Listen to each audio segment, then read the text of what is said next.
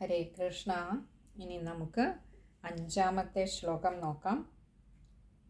ഇതി നിശ്ചിത്യ ചിദ്രൂപ സദ്രൂപാം ത്വാം സസർജഃ പരമാനന്ദ ചിന്മൂർത്തി സുന്ദരീം കൃഷ്ണവല്ലഭാം.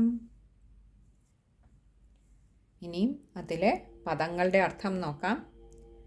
ഇതി എന്നാൽ ഇപ്രകാരം, നിശ്ചിത്യ നിശ്ചയിച്ചുറപ്പിച്ച്, ചിദ്രൂപഃ ചിൽ സ്വരൂപനായിട്ടുള്ള, നമ്മുടെ ഉള്ളിൽ ചിത്തായി വർത്തിക്കുന്ന, ചിത്തൻ്റെ രൂപം ധരിച്ച് ചിത്ത് തന്നെ സ്വരൂപമായിട്ടുള്ള നമ്മുടെയൊക്കെ ഉള്ളിൽ ആ ഭഗവാൻ ചിത് സ്വരൂപനായിട്ട് ഇരിക്കുകയാണ്. ആ ഭഗവാൻ ഉള്ളതുകൊണ്ട് മാത്രമാണ് നമുക്ക് നമ്മുടെ നിത്യകർമ്മങ്ങൾ കാണുന്നതും കേൾക്കുന്നതും രുചിക്കുന്നതും മണക്കുന്നതും ഉൾപ്പെടെയുള്ള എല്ലാ കർമ്മങ്ങളും ചെയ്യാൻ കഴിയുന്നത് ആ ഭഗവാൻ ഉള്ളത് കൊണ്ടാണ്, അല്ലേ? അപ്പോൾ ഭഗവാൻ നമ്മുടെയൊക്കെ ഉള്ളിൽ ചിത് സ്വരൂപനായി തന്നെയാണ് ഇരിക്കുന്നത്. നമുക്ക് ഹരിനാമകീർത്തനത്തിൽ പറയുന്നത് പോലെ, കണ്ണിനു കണ്ണ് മനമാകുന്ന കണ്ണ് അതിനു കണ്ണായിരുന്ന പൊരുൾ താനെന്നുറയ്ക്കും. അവിടെ ആ ഭഗവാൻ നമ്മുടെ ഉള്ളിൽ ഇരിക്കുന്നത് കൊണ്ടാണ്. അത് എപ്പോൾ വിട്ടുപോകുന്നുവോ അപ്പോൾ നമ്മുടെ ഇന്ദ്രിയങ്ങളൊക്കെ ഉണ്ട്. അപ്പോഴും കണ്ണ്, കാത്, മൂക്ക്, നാക്ക്, ചെവിയൊക്കെ ഉണ്ടെങ്കിലും ഇതൊന്നും അപ്പോൾ വർത്തിക്കാത്ത ഒരവസ്ഥയിലേക്ക് മാറുന്നത് അതിനെയൊക്കെ അതുവരെ വർത്തിപ്പിച്ചുകൊണ്ടിരുന്ന ചൈതന്യം ദേഹം വിട്ടുപോകുന്നത് കൊണ്ടാണ്. അപ്പോൾ എങ്ങനെയാണ് ഭഗവാൻ ഇരിക്കുന്നത്? ചിത് സ്വരൂപനായിട്ടാണ്, ചിത്തായിട്ടാണ് നമ്മുടെ ഉള്ളിൽ ഭഗവാൻ കുടികൊള്ളുന്നത്. അങ്ങനെ ചിത് സ്വരൂപനായിട്ടുള്ള ആ ഭഗവാൻ, ഇവിടെ ഭക്തിദേവിക്ക് തൻ്റെ ആ ഒരു മഹത്വം, മേന്മ ശ്രീ നാരദ മഹർഷി പറഞ്ഞു കൊടുക്കുകയാണല്ലേ. അപ്പോൾ അവിടെ പറയുകയാണ്, അതുകൊണ്ട് ഇതുവരെ ഞാൻ പറഞ്ഞ കാര്യങ്ങളൊക്കെ മനസ്സിൽ നന്നായിട്ടൊന്ന് നിശ്ചയിച്ചുറപ്പിക്കുക, അല്ലയോ ഭക്തിദേവി, അവിടുത്തെ മഹത്വം ഞാൻ പറഞ്ഞു തന്നു. അപ്പോൾ ഇനിയും ഇതെല്ലാം നിശ്ചയിച്ചുറപ്പിച്ച് ആ ചിത്സ്വരൂപനായിട്ടുള്ള ഭഗവാൻ സദ്രൂപാം, ഇവിടെ സത്ത് എന്നാൽ നല്ലത് എന്നുള്ള, സത്തായിട്ടുള്ളത്, ആ സദ് എന്നുള്ള അഭാവം, അങ്ങനെയുള്ള ആ സദ്രൂപാം എന്ന് പറഞ്ഞാൽ ഭഗവാന്റെ സ്വരൂപം തന്നെ സത്തായിട്ടുള്ളതാണ്. അപ്പോൾ അതിന് അനുയോജ്യമായിട്ടുള്ള ഒരു രൂപത്തോടുകൂടി സദ്രൂപാം. ഇനിയും ഭക്തിദേവിയുടെ രൂപത്തെക്കുറിച്ചാണ് ഇവിടെ വർണ്ണിക്കുന്നത്. ഭഗവാൻ സ്വയം ചിൽസ്വരൂപനാണ്. അപ്പോൾ ആ ചിത്സ്വരൂപനായിട്ടുള്ള ഭഗവാന് തനിക്ക് അനുയോജ്യമായ ഒരു സത്രൂപത്തോടുകൂടി, ഒരു നല്ല എന്നുള്ള ആ ഭാവത്തിൽ, ആ സത്തായിട്ടുള്ള ആ ഭാവത്തോടുകൂടി, ആ രൂപത്തോടുകൂടി ത്വാം, അല്ലയോ ഭക്തിദേവി, അവിടുത്തെ ദേവിയെ സസർജഃ, സസർജ എന്നാൽ സൃഷ്ടിച്ചുവല്ലോ. അപ്പോൾ ഭഗവാന്റെ തന്നെ സൃഷ്ടിയാണ് അല്ലയോ ദേവി, ഭക്തിദേവി അവിടുന്ന്. ഇവിടെ ഒരല്പം ഒരു ആശ്ചര്യത്തോടു കൂടിയാണ് ഹ എന്ന് പറഞ്ഞിരിക്കുന്നത്. അവിടുത്തെ സൃഷ്ടിച്ചുവല്ലോ. എങ്ങനെ? ചിത്സ്വരൂപനായിട്ടുള്ള ഭഗവാൻ തൻ്റെ തന്നെ രൂപത്തിന് അനുയോജ്യമായ ഒരു സദ്രൂപത്തോടു കൂടി അല്ലയോ ഭക്തിദേവി അവിടുത്തെ സൃഷ്ടിച്ചുവല്ലോ. കാരണം ആ ഭഗവാനിലേക്ക് എത്തണമെങ്കിൽ ആ തേജസ്സിനോട് ചേർന്നു പോകുന്ന തേജസ്വരൂപിയായിട്ടുള്ള ഭക്തിദേവിയിലൂടെ മാത്രമേ കഴിയുകയുള്ളൂ. അല്ലെങ്കിൽ അതിലേക്ക് തൻ്റെ ഭക്തരെ എത്തിക്കാനുള്ള ഒരു ഉപാധിയാണ്, തന്നിലേക്ക് തൻ്റെ ഭക്തരെ എത്തിക്കാനുള്ള ഒരു ഉപാധിയായിട്ടാണ് ഭഗവാൻ ഇവിടെ ഭക്തിദേവിയെ സൃഷ്ടിച്ചത്. അപ്പോൾ അതിന് തൻ്റെ ആ തേജസ്സിനോട് ചേർന്നു അതിന് അനുയോജ്യമായിട്ടുള്ളതാവണം. അപ്പോൾ അങ്ങനെയുള്ള ഒരു സത്സ്വരൂപത്തോടു കൂടി അല്ലയോ ഭക്തിദേവി അവിടുത്തെ ഭഗവാൻ സൃഷ്ടിച്ചുവല്ലോ. പിന്നെയോ പരമാനന്ദ ചിന്മൂർത്തി, ആ പരമാനന്ദ സ്വരൂപനായിട്ടുള്ള ഭഗവാൻ സൃഷ്ടിക്കുക മാത്രമല്ല ചെയ്തത്, പിന്നെയോ സുന്ദരീം കൃഷ്ണവല്ലഭാം, സുന്ദരീം, സുന്ദരിയായ അവിടുത്തെ, സുന്ദരിയായ അല്ലയോ ഭക്തിദേവി അവിടുത്തെ കൃഷ്ണവല്ലഭാം, ഭഗവാന്റെ പ്രിയപ്പെട്ടവളായി, വല്ലഭ എന്നതിന് ഭാര്യ എന്നും അർത്ഥം. അപ്പോൾ ഭഗവാന്റെ ഏറ്റവും പ്രിയപ്പെട്ടവളായിട്ടാണ് സൃഷ്ടിച്ചത്, അല്ലെങ്കിൽ ഭഗവാന്റെ ഏറ്റവും പ്രിയപ്പെട്ടവളായി ഭഗവാൻ വെക്കുകയും ചെയ്തുവല്ലോ.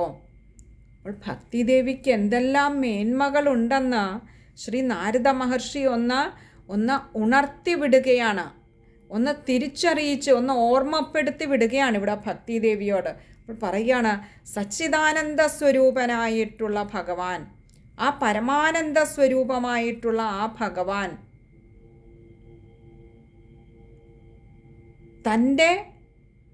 തന്നിലേക്ക് തൻ്റെ ഭക്തരെ എത്തിക്കാനുള്ള ഒരു ഉപാധി എന്നോണം തൻ്റെ സ്വരൂപത്തിനോട് ചേർന്ന് നിൽക്കുന്ന അല്ലെങ്കിൽ അതിനനുയോജ്യമായിട്ടുള്ള ഒരു സത്സ്വരൂപമായിട്ട് തന്നെ ആ ഉപാധിയായിട്ടുള്ള ഭക്തിദേവി, അല്ലയോ ഭക്തിദേവി, അവിടുത്തെ ഭഗവാൻ അവിടുത്തെ കാരുണ്യം കൊണ്ട് സൃഷ്ടിച്ചുവല്ലോ. എങ്ങനെ തൻ്റെ രൂപത്തിനോട് ചേർന്ന് നിൽക്കുന്നത് എന്നാണ് പറഞ്ഞത്, സദ്രൂപമായിട്ട് സൃഷ്ടിച്ചിരിക്കുകയാണ് ഭക്തിദേവി. അപ്പോൾ ഭക്തിദേവിയുടെ ഉള്ളിലെ ആ സദ്ഭാവത്തെയാണ് കാണിച്ചു തരുന്നത്. അങ്ങനെയുള്ള ഭക്തിദേവി, സുന്ദരിയായ ഭക്തിദേവി ഭഗവാൻ സൃഷ്ടിക്കുക മാത്രമല്ല ചെയ്തത്, ആ സച്ചിദാനന്ദ കട്ടയായിട്ടുള്ള ആ പരമാനന്ദ സ്വരൂപിയായിട്ടുള്ള പരമാത്മ ചൈതന്യ സ്വരൂപിയായിട്ടുള്ള ആ ഭഗവാൻ, അല്ലയോ സുന്ദരിയായ ഭക്തിദേവി, അവിടുത്തെ തൻ്റെ വല്ലഭയായി തൻ്റെ ഭാര്യയായി തന്നെ വെക്കുകയും ചെയ്തുവല്ലോ. തൻ്റെ പ്രിയപ്പെട്ടവളായി ഭഗവാൻ തന്നോട് ചേർത്ത് വെച്ചുവല്ലോ.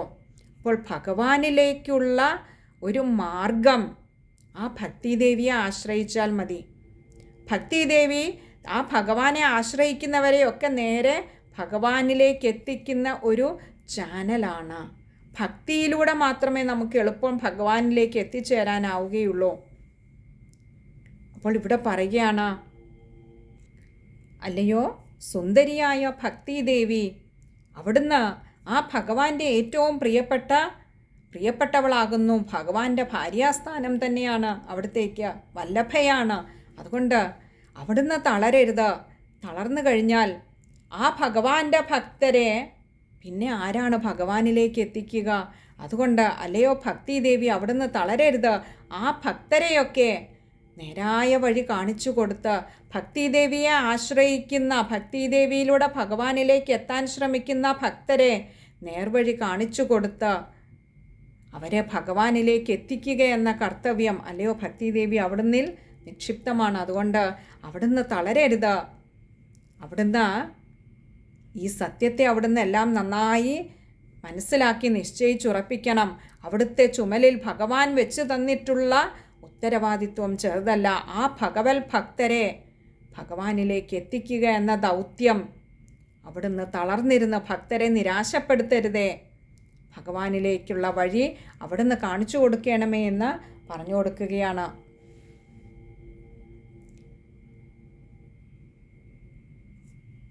ഇനി നമുക്ക് ആ ശ്ലോകം ഒന്നുകൂടി ഒന്ന് നോക്കാം. ഇതി നിശ്ചിത്യ ചിദ്രൂപ സദ്രൂപാം ത്വാം സസർജഃ പരമാനന്ദ ചിന്മൂർത്തി സുന്ദരീം കൃഷ്ണവല്ലഭാം. ഇവിടെ ആ ശ്ലോകം വായിക്കുമ്പോൾ ശ്രദ്ധിക്കേണ്ട കാര്യങ്ങൾ, ആദ്യത്തെ പാദത്തിൽ ചിദ്രൂപഃ, രണ്ടാമത്തെ പാദത്തിലേക്ക് വരുമ്പോൾ പരമാനന്ദ ചിന്മൂർത്തി. ഇവിടെ രണ്ടിടത്തും വിസർഗമുണ്ട്. വായിക്കുമ്പോൾ പകുതി ഹകാരം കൊടുത്ത് വായിക്കുക.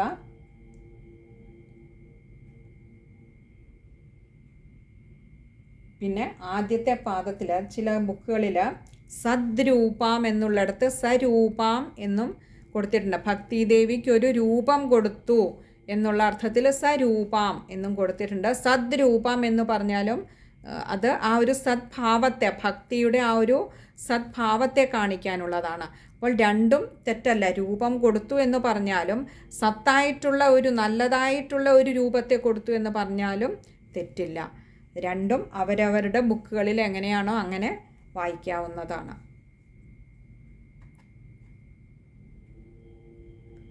ഇത്രയും കാര്യങ്ങളാണ് ആ ഒരു ശ്ലോകത്തിൽ അനുസ്മരിക്കാനുള്ളത്. ഹരേ കൃഷ്ണ.